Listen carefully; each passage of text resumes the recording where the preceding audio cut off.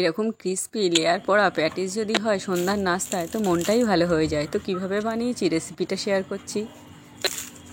তো সবার প্রথমে একটা প্যান গরম করে হাফ কাপ তেল দিয়ে দিচ্ছি আর হাফ কাপ পেঁয়াজ কুচি দিয়ে দিচ্ছি। তো নেড়ে চেড়ে বাদামি কালার করে ভেজে নেব। তো ভাজা হয়ে গেছে। এবার আমি 1 চামচ এখানে আদা রসুনের পেস্ট দিয়ে দেবো। তো আবারও নেড়ে চেড়ে নেবো ভালোভাবে। নেড়ে চেড়ে নেওয়ার পর আমি মিক্সিতে পেস্ট করে রাখা চিকেন কিমাগুলোকে দিয়ে দেবো। তো চিকেনগুলোকে আমি ভালো করে কিমা করে নিই, হালকা করেই করেছি। তো আবারও নেড়ে চেড়ে নেবো ভালো করে পেঁয়াজের সঙ্গে। নেওয়ার পর আমি এখানে সমস্ত মশলাগুলোকে অ্যাড করব। হাফ চা চামচ করে দেবো। তো এখানে হাফ চা চামচ লবণ, হলুদ গুঁড়ো, লঙ্কা গুঁড়ো, জিরে গুঁড়ো, ধনিয়া গুঁড়ো আর গরম মশলা গুঁড়ো। তো ভালো করে নেড়ে চেড়ে মিশিয়ে নেব। মিশিয়ে নেবার পর আমি লো হিটে এটাকে আমি ভালো করে সিদ্ধ করে নেব।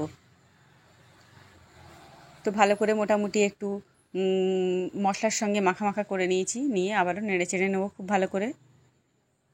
নেড়ে চেড়ে নেওয়ার পর আমি এখানে সস অ্যাড করছি। যে কোনো সস দেওয়া যায়। তো আমি এখানে রেড চিলি, গ্রিন চিলি আর সয়া সস দিয়েছি হাফ চামচ করে। দিয়ে ভালো করে নেড়ে চেড়ে নিচ্ছি। আর হাফ চামচ ভিনিগার দিয়েছি। দিয়ে ভালো করে নেড়ে চেড়ে নিয়ে এটা আমি জল শুকিয়ে আসা অবধি রান্না করব। তো মোটামুটি জল শুকিয়ে গেছে, একদম ঝুরঝুরে করে নিয়েছি। তো শেষ পর্যায়ে আমি এখানে কাঁচা লঙ্কা কুচি দেবো। দিয়ে আমি ঢাকনা চাপা দিয়ে গ্যাসের ফ্লেমটা বন্ধ করে দেবো। তো ওদিকে পুরটা ঠান্ডা হতে থাক, এদিকে আমি ডোটা রেডি করি। তার জন্য একটা বলে আমি 400 গ্রাম ময়দা নিয়েছি, স্বাদ মতো লবণ, স্বাদ মতো চিনি, 2 চামচ তেল, সাদা তেল ইউজ করেছি এখানে আমি, আর 1 চামচ ঘি দিয়েছি। তো হাত দিয়ে ডলে ডলে ভালো করে মাখিয়ে নেব। খুব ভালোভাবে মাখাবো। আর আমি এখানে নর্মাল টেম্পারেচারের পানি নিয়েছি। তো হাত দিয়ে ডলে ডলে ভালো করে আমি ডোটাকে রেডি করছি। খুব ভালোভাবে মাখাতে হবে। মিনিমাম 5 থেকে 7 মিনিট ধরে আমি এটাকে মাখিয়ে নিয়ে 10 মিনিট রেস্টে রেখেছি। 10 মিনিট রেস্টে রাখার পর আবারও ভালো করে হাত দিয়ে মাখিয়ে নিচ্ছি। মাখিয়ে নেওয়ার পর হাত দিয়ে মুড়িয়ে নিচ্ছি। ফোল্ড করছি। ফোল্ড করে নেওয়ার পর আমি দুটো ভাগে ভাগ করে নেব। তো একটা বেলনাতে আমি রেখে দেবো আর একটা সাইডে রাখবো। তো আমি ভালো করে এটাকে গোল করে নিয়ে একটা রুটির আকারে বেলে নেব।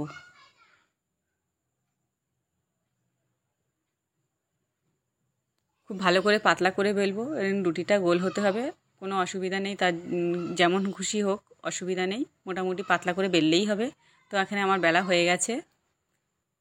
তো এখানে ডালডা ঘি যেটা হয় সেটা নিয়েছি। নিয়ে হাত দিয়ে মেল্ট করে নিয়েছি খুব ভালোভাবে, যাতে দানা দানা না থাকে।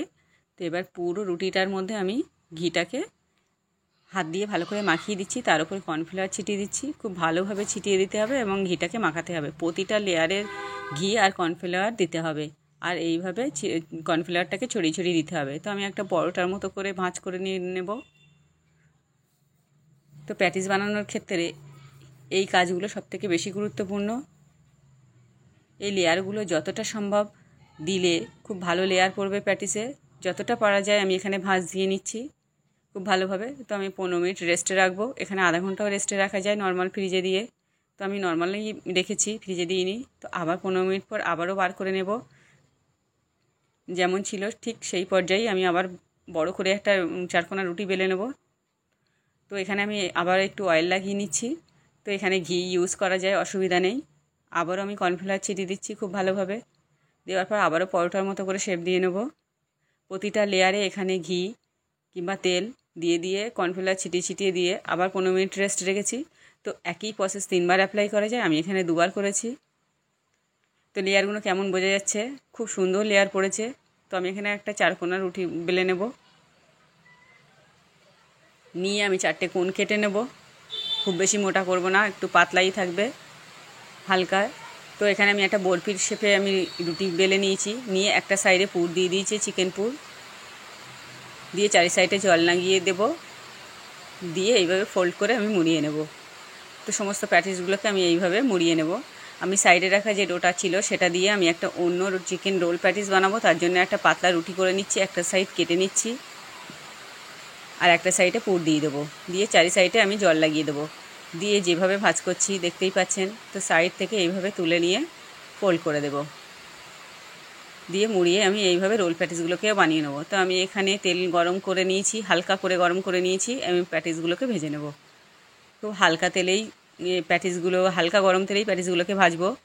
খুব বেশি এখানে তেলটা গরম হলে বাইরে থেকে পুড়ে যাবে আর ভিতর থেকে কাঁচা থেকে যাবে, আর এরকম মুচমুচেও হবে না।